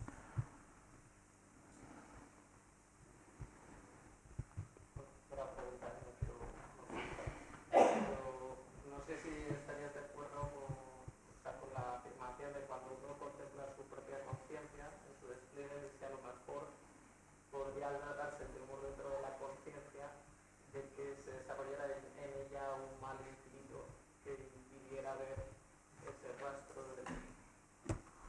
Es que hay muchísimos terribles fantasmas que nos pueden acechar. Por ejemplo, el joven Levinas hablaba muchas veces de el hay. Y yo he sostenido en los congresos de levinasianos sin ningún éxito que el hay es un fantasma, no es nada que haya. Es precisamente el terrible fantasma de que en vez de haber la paz escatológica, en vez de haber la certeza que nos permita eso, solo hay el conjunto del ser y la nada, del que nadie nada puede escapar, ¿no? Y que una vez que de alguna manera eres, no puedes aniquilarte nunca, y que eso ahí, ¿no?, produce la duermevela, el insomnio, la tragedia de que todo se disuelve en un neutro, neuter, impersonal, que no habla, que no dice nada, y que Levinas cree que en el fondo es la noción heideggeriana de ser. Al no ser ningún ente, al no ser desde luego el bien por ninguna parte, al no tal, pues entonces es neutro. Claro, no es ente, sí, no es ente, pero entonces no habla, ¿eh? Y que el fondo de la realidad pudiera ser esa oscuridad terrible infecunda en el fondo, que es en lo que se separa esto de Nietzsche o de Anaximandro, pues en cierto modo peor, ¿no? Que fuera simplemente una oscuridad sin sentido, una negrura sin sentido.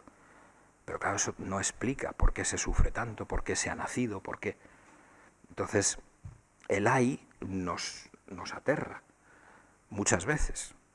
Aquí había una persona y de repente, eso es una descripción de Rosenzweig, aquí ya hay un ello, no un yo. ¿Dónde se ha ido el yo? Ha desaparecido. Era la llamita, era solo el epifenómeno de que estaban todos los órganos ahí engranados unos con otros y de repente se ha producido la conciencia, ahora desaparece, se ha terminado. Ay, yo estaba enamorado de eso. Bueno, y que eso es algo que tenemos el peligro de que siempre una ciencia mal entendida, entendida como una ontología, como una filosofía primera, nos meta todo eso de pronto y nos haga considerar a los demás desde puntos de vista científico-técnicos muy mal entendidos, pero muy predominantes. Y como eso es una de las claves del totalitarismo, pues eso va a volver, está volviendo. Es imposible que no vuelva. Vamos a tratar a la gente tal como los médicos dicen que la tratemos, ya a sabiendas de que dan de sí. Mira, este pobrecito pues no da de sí mucho, porque va a desarrollar, voy a volver el ejemplo sobre mí mismo, pues nada, un cáncer en 6 años. Bueno, yo ya como estoy, no me he jubilado nunca, ni me jubilo, pero en fin, ya, bueno, ya da igual, ya, pero no, es que si se trata de Bernabé, que está en la flor de la vida, pues no le contratemos, ya sabemos naturalmente que desarrollará una cosa terrible dentro de tal, conocemos sus peores pesadillas, se las aplicamos, luego tal, pues evidentemente, si nos vemos en el mundo bajo esa imagen, bajo esa interpretación de la realidad, esto no tiene salida. Y siempre, por favor, eso es muy importante, os recuerdo que el darwinismo social es la clave del nazismo. Y que eso es una teoría científica progresiva en los años 20. Y que encima resulta estéticamente hermosa, por lo menos para muchos. Y que si eso desaparece del mapa, entonces uno se suicida, porque no puede soportar un mundo donde no hay nazis. Porque vuelve a estar lleno de síndromes Down, vuelve a estar lleno de mendigos de estos, como ese que hay ahí en la esquina, el pesado este entre la catedral y aquí, ¿no? No sé cuántos años hay el hombre, y así sucesivamente. Entonces, eso es importante acordarse, que no se trata en absoluto de una lucha contra la ciencia, todo lo contrario. Se trata de aprovechar lo realmente científico de la ciencia, incluso como una especie de programa que la filosofía debe asumir, justo para no tener prejuicios metidos de cualquier manera. En cierto modo es la filosofía como ciencia estricta, en el sentido alemán del término ciencia, que es amplísimo. Eso es lo que tenemos que hacer. Y ser más empiristas y más positivistas que los positivistas, que consiste justo en ser platónicos. Eso es el verdadero positivismo. Entonces, y nada de enemiga contra la ciencia. Ahora sí, mucho cuidado con, claro, pues, a ver, pues vamos a poner aquí una oficina de contratación. ¿A quién pongo en ella? ¿A un filósofo, a un santo varón, o más bien a un economista que sepa algo de biología y un poco de psicología y tal, y que te vea venir y diga, uy, qué tío más raro, ¿no? En fin, tachado. Este está enfermo, este tiene un TOC, este no sé qué. Pero lo hacemos continuamente,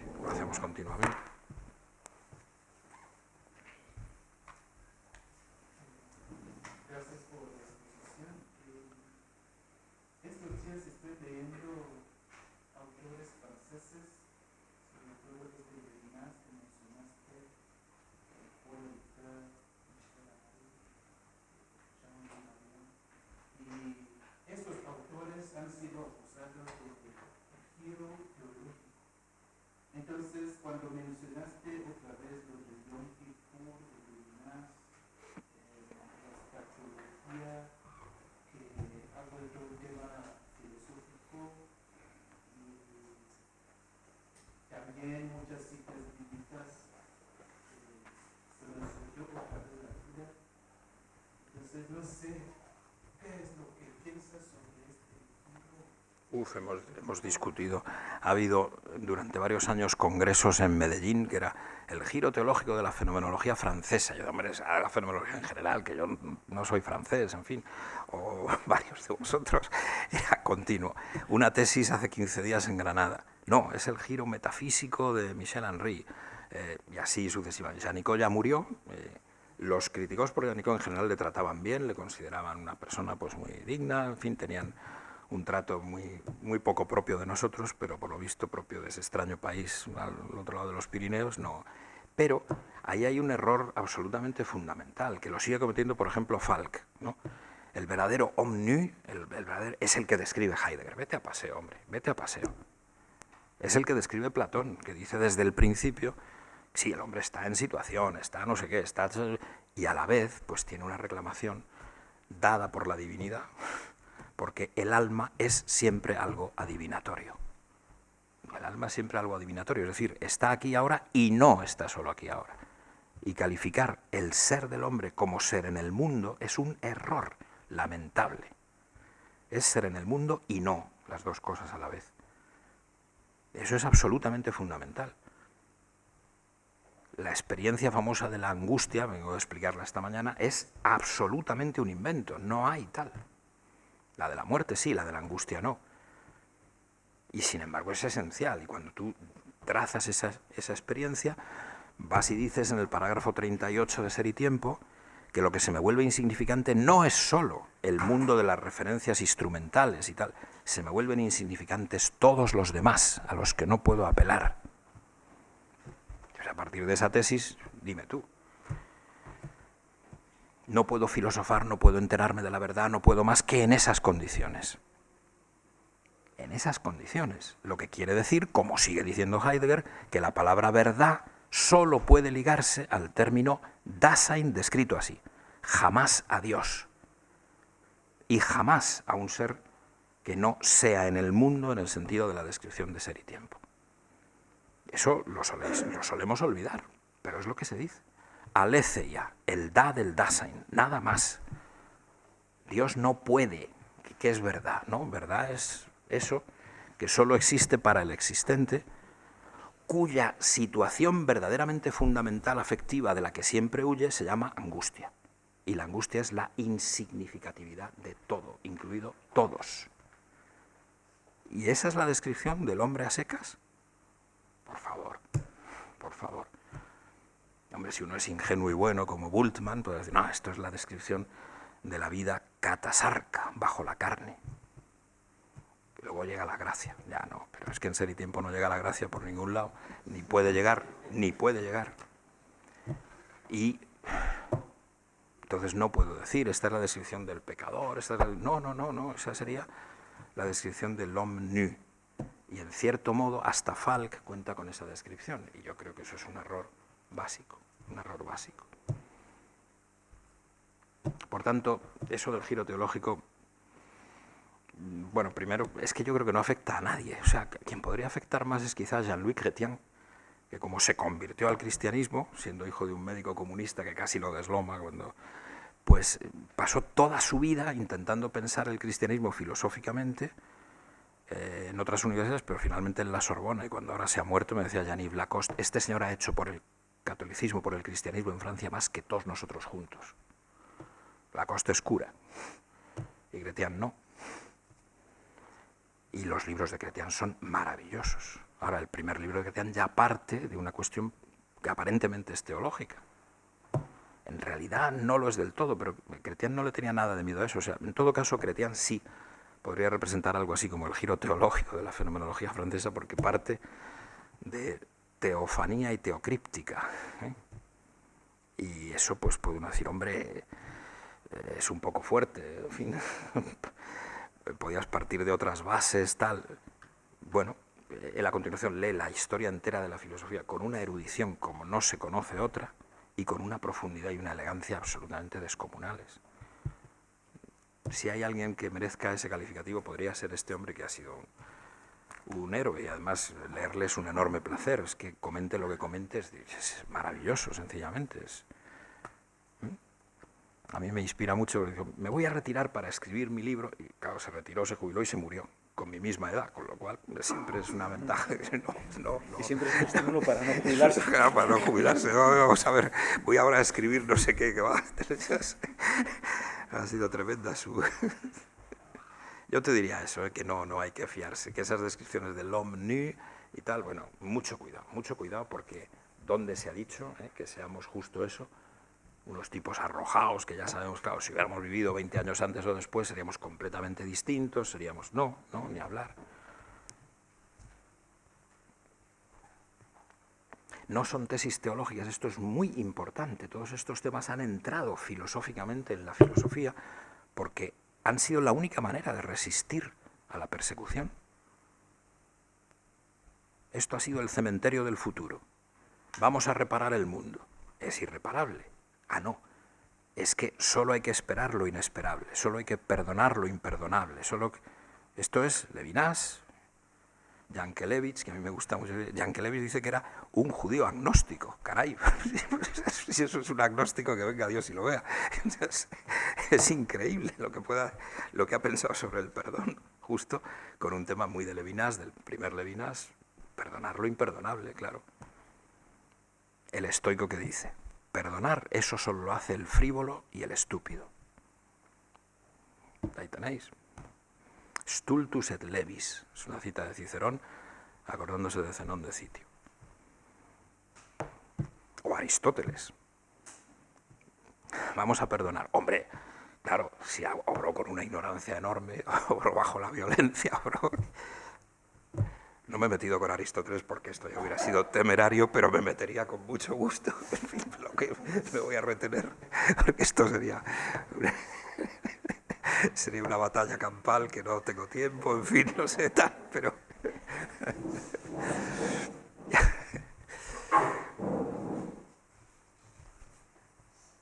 Adelante.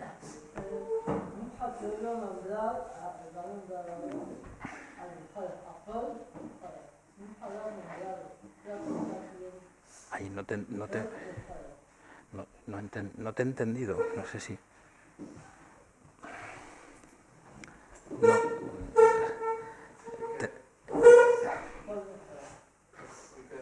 Ricoeur, bueno. Paul Ricoeur.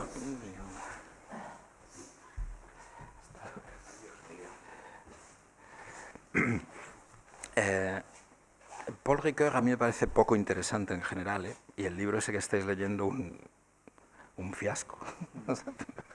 Porque todos son la simbólica, los rodeos, el no sé qué, pero hombre, por favor, en fin, todavía lo justo y algunas otras cosas así sí son descripciones más directas, pero intentar hacer toda esa simbólica, si además eres alumno de Jean Nabert, vamos a ver, Jean Nabert ha hablado de eso directísimamente y de una manera brillantísima, y tú editas a Jean Nabert y luego te dedicas a dar rodeos, a contar las cerdas del rabo de la esfinge, hombre, pero ve directo al grano, y no hay manera, no hay manera. Y luego si hoy Levinas es muy violento, porque tal, porque, sí, pero bueno, Levinas será muy violento, pero ponte en esa situación. Esto es ad hominem, por tanto será socrático, pero no se debe hacer. Ricoeur pasó la guerra tranquilo, vamos, tranquilísimo, y dando clases de no sé cuántas cosas. Y Levinas decía, aquí el único que me reconoce como un ser humano es el perro. O sea, hay su diferencia. A Ricoeur no le mataron a toda la familia. O sea, Levinas, pues, menos la que salvó un cura, la mujer y la hija, pero todo el mundo lo mataron. Levinas tuvo de maestro genial a un señor que era un nazi, lo cual es un problema. Y Ricoeur no. Entonces todo esto marca... Yo a Ricoeur, francamente, y ese libro vuestro, os vais a aburrir gravemente, que además es muy largo, así que tampoco se termina así en unas pocas sesiones. Pero en fin, Ricoeur, todos los franceses que tienen vinculación con el catolicismo leen a Ricoeur, así como todos los sudamericanos leen a Zubiri, y pues en Francia se lee a Ricoeur. Pero esto, no sé, no da de sí tanto, francamente, creo yo. Pero bueno. Hay una anécdota, pues es que es cruel, yo me acuerdo de una conferencia de Ricoeur vista con Michel Henry, lo he contado alguna vez, ¿no? termina aquello y yo le digo, a mí se la viene francamente, y me aburro y tal. ¿Usted qué piensa? Y dice, no, yo no digo nada, yo solo digo que todas las tonterías que se publican en París las alaba Paul Ricoeur. A continuación en el periódico, en el Le Monde, y tal. Bueno, yo no digo más, y no, ya vale. Pues. En fin. Este es temible, este es un filósofo temible, ¿no? No hay dos sin tres. Que si podrías desarrollar un poco la relación sobre todo entre el perdón y el mal, ¿vale? Y ver cómo perdonar y perdonar menos provoca algún porcentaje de imposibilidad. Entonces, claro, el problema del perdón yo lo veo más en el tema del peso que tiene el pasado sobre el presente, que precisamente está hablando lo escatológico del presente, cuando lo está solucionando. Eso es dificilísimo desarrollarlo bien, no podría, pero una cosa esencial es la experiencia de recibir el perdón, es la experiencia de poder acoger el amor que borra tu pasado. Esa es una experiencia de una, por así decir, tremenda violencia, de una alteridad enorme, porque es la irrupción de la eternidad en el tiempo. Y yo, ¿cómo acojo eso? Si lo que yo recibo es un Yankelevich, símili perdón, cuasi perdón, pseudo perdón, entonces la cosa es muy fácil, claro. Me han pisado, perdón. Yo qué sé, han hecho barrabasadas enormes, porque yo he obtenido, a mí se me ha perdonado, o mejor, yo he recibido, no el perdón, gente a la que yo tendría que haber perdonado, simplemente me han dado una palmadita en la espalda. Hombre, ¿cómo estás? 7 u 8 años después de una barbarie. Muy bien, te he sobrevivido, por cierto, pero bueno, no pasa nada. Pero eso es todo el perdón que a mí me han pedido normalmente. O sea, claro, me resulta muy débil, ¿no? No me permiten amar de una manera adecuada porque no notan, claro, si eso es pedir perdón, pues lo que yo doy es muy poquita cosa. Pero si realmente uno tiene fortísima necesidad de pedir perdón en serio, y lo pide en serio, y lo recibe en serio, por supuesto sacramentalmente, pero lo que es aún, yo diría, casi más interesante, es pedírselo en serio a otra persona de la que tienes que obtenerlo y que ella te lo dé. Porque eso, claro, no es el sacramento de la penitencia, pero es que ese hombre hace realmente de mediación divina, porque solo él, el ofendido, te puede realmente perdonar. Y si te perdona desde el fondo del corazón, cambia tu pasado. Es un instrumento de la eternidad. Y uno puede decir, no, es que no sé, yo sigo siendo el que era. Normalmente uno diría, no, de todas maneras yo quiero ir al purgatorio, aunque me hayan perdonado, porque estoy lleno de heridas, me tienen que quemar, me tienen que cauterizar y tal. No, es que te han perdonado. Pues no me entero, porque acoger el amor es casi más difícil que amar. Amar, estás activo, estás haciendo cosas y tal, pero dejar que te amen, es que eso es una cosa verdaderamente extraordinaria, dificilísima. Dejar en serio que te amen. Pero en eso consiste la experiencia cristiana. Por eso normalmente somos más bien cristianos de esperanza que cristianos de hecho, porque sin los avatares del perdón es muy difícil ser realmente un cristiano, es un cristiano de deseo. Pero si se pasa a través de eso, ya es distinto. Bueno, de deseo, hombre, si se frecuenta el sacramento de la penitencia realmente como hay que frecuentarlo, pero claro, en esos casos el sacerdote tiene que decir, no, ve a pedirle perdón a Perico el de los Palotes, no a mí, no a Dios, sino ojalá se haga así. Entonces sí que la cosa se pone... No 3 Ave Marías, no, ahora vas y devuelves los millones no sé qué, y luego te pones un cartel en la frente que diga, he hecho no sé cuántos, y luego tal, que sería lo auténtico, porque si no...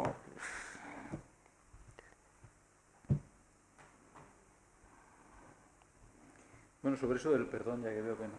Cristina.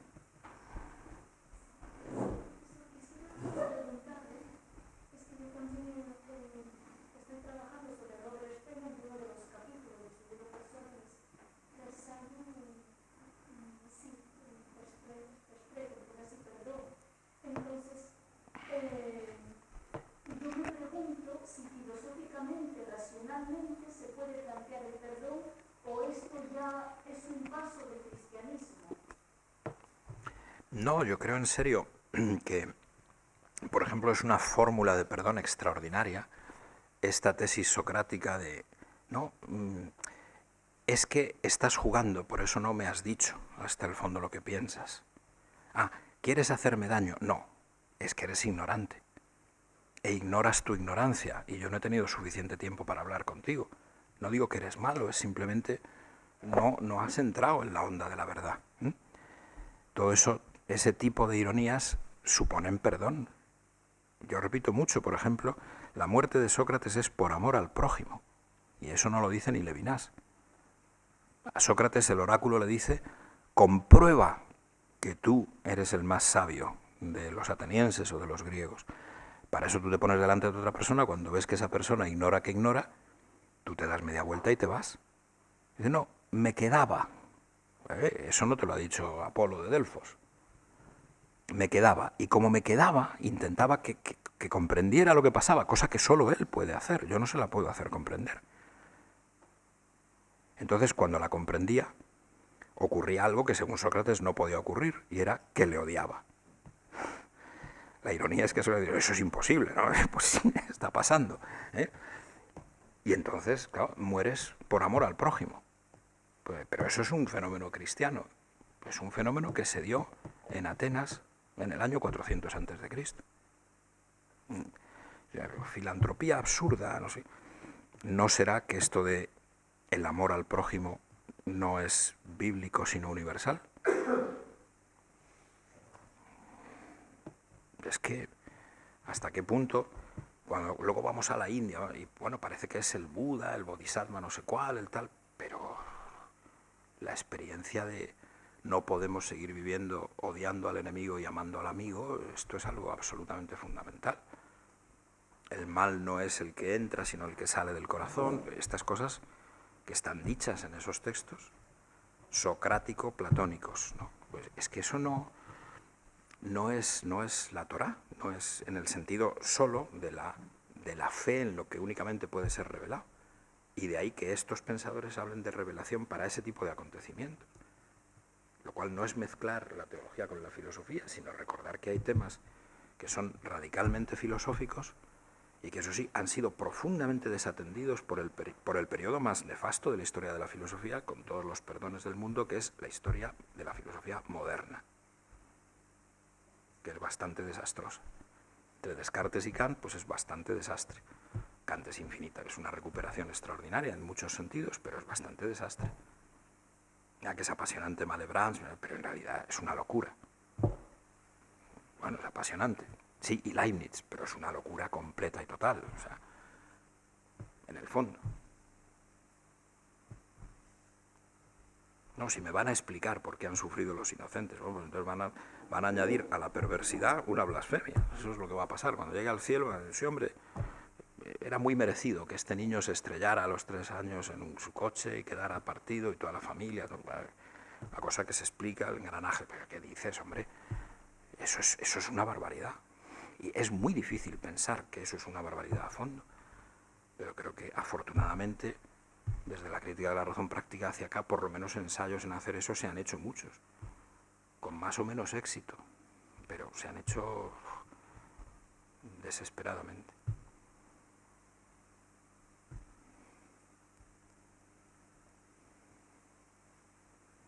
Así que yo te diría que no, que el perdón no es una vivencia cristiana ni judía, aunque esté tan de relieve allí. Podemos decir, mira, es curioso, la paz escatológica, por eso Levinas dice, es el mensaje profético, es la otra fuente de sentido junto a la filosofía griega. Pero no es una fuente religiosa en este sentido un tanto extraño que a veces le damos, creo yo, al término fe o al término... Damos un sentido bastante raro, que habría que poner mucho más en concordancia con lo que son las experiencias radicales de la vida. Confiar en la alteridad, lanzarse libremente, pues esos son fenómenos de pistis, claro, pero nada irracional, es que va. Sobre el perdón, voy a aprovechar para hacer yo alguna. Sobre el perdón, claro, hay también algunos aspectos del perdón, que es, dos en concreto me voy a fijar. Uno es el que pide perdón y no es perdonado, que probablemente sea una de las formas más sutiles del mal, el no querer perdonar. Y luego otra forma del mal es el no querer ser perdonado. Y que en ese no ser perdonado, ya cuando tiene unas dimensiones escatológicas, es terrible, ¿no? Claro, y luego también, por otra parte, eso, pensar en, había salido el tema de la aniquilación. Claro, la aniquilación en realidad es un consuelo para el malo, porque si verdaderamente hay una aniquilación total, también es un tema de la historia de la filosofía muy recurrente, ¿no? Es decir, claro, ¿cuántos malos ha habido que han terminado sus días tranquilamente en su mansión o en donde sea, tal? No todos se suicidan como Hitler en el búnker, ¿no? Sino que hay muchas posibilidades, ¿no? Y a lo mejor el malo radical es justamente el que además no quiere ser perdonado. Sí. Hay varios retratos literarios de eso, más que filosóficos, extraordinarios, ¿no?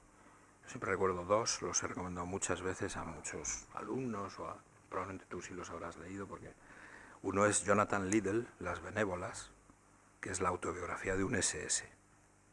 Es un libro insufrible.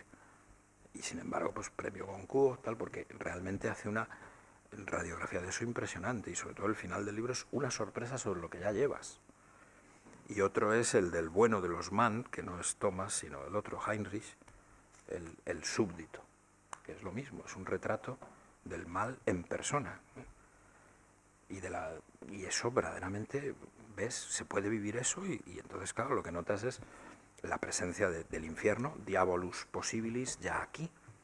Entonces, si al final va a haber esa aniquilación, tú no la esperas, porque lo que esperas es una especie de prolongación de tu impunidad, de tu dicha, de tal, de cual, te has vuelto un diablo, ¿no?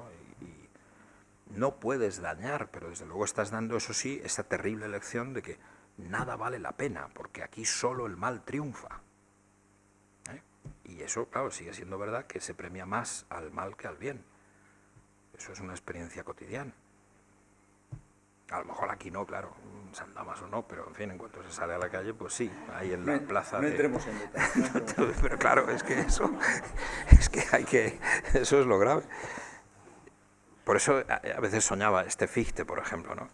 Si cambiáramos las circunstancias del mundo y no se premiara nunca al mal, a lo mejor la gente se volvía hasta buena desde fuera y tal, pero eso es imposible, ¿no? Pero bien. ¿Alguna pregunta más? Y si no, pues vamos concluyendo. Pues muchas gracias, Miguel, muchas gracias a todos. Víctor, que es una persona importante y es decano, pues está hoy en Granada por cuestiones de su cargo, y entonces pido disculpas a todos por no haber podido estar. Y bueno, pues aparte de darle las gracias a Miguel, pues invitaros el martes 28 de abril tenemos una jornada sobre el mal con distintas ponencias desde la mañana, concretamente desde las 9 de la mañana, es decir, muy tempranito. Y luego en junio tenemos un curso que nos va a dar sobre la historia del mal, Jacinto Choza. Será los días 22, 23 y 24 de junio por la tarde, a partir de las 4 de la tarde. Si queréis más información lo tenéis aquí, también hay por ahí papelitos del que quiera recibir noticias y todas estas cosas que se hacían. Ahora, bueno, pues muchas gracias y estáis invitados a todo esto sobre el mal, que esperemos que sea, no hay mal que por bien no venga y que terminen bien todas estas cosas. Echa la firmita esa.